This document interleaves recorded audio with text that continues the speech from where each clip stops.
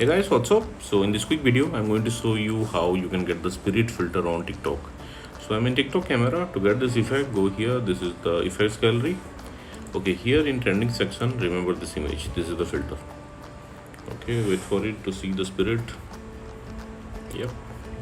So if you are not getting the effect like this from effects gallery, then what you can do, go to discover and search for paranormal filter.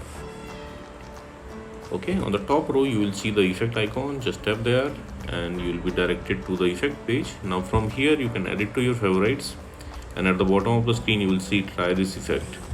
Tap there to use the effect. Likewise. Okay, and suppose you are not getting the effect like this also from discover, then what you can do, let me go back.